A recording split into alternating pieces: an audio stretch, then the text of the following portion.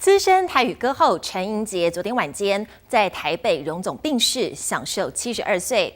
传奇的歌唱人生画下句点，让演艺圈的好友跟歌迷相当不舍。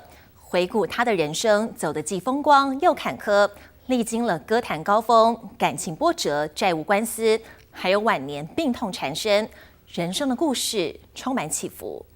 人讲这人生，海路好行，唔通我头茫茫着会梦。唱着爱情里的无奈，经典代表作《海海零星》似乎也唱尽了陈英杰本人的一生缩影。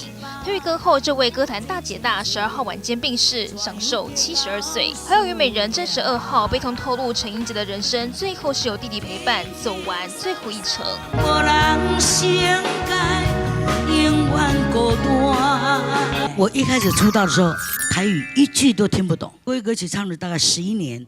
那么转换闽南语，就是因为老板在歌厅的时候听过我唱。回顾陈英杰的一生，18岁休学投入歌坛，23岁录制首支国语歌曲《春风》，随后靠着《风飞沙》等经典歌曲走红，让他站上事业巅峰，成为台语歌坛经典。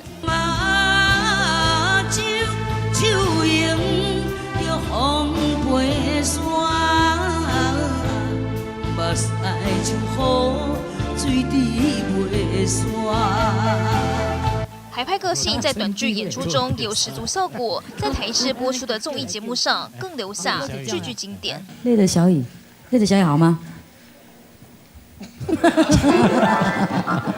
但台上风光，台下人生却充满波折。23岁时与歌手潘健相恋，甚至为他背负千万债务。2011年卷入教唆伪造有价证券案，入狱服刑，因为急性肾衰竭、败血症病危，申请保外就医。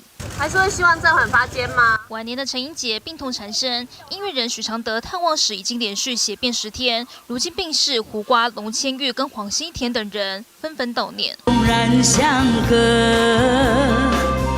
遥远天边。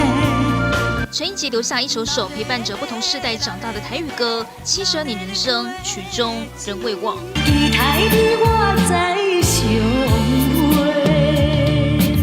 记者台北综合报道。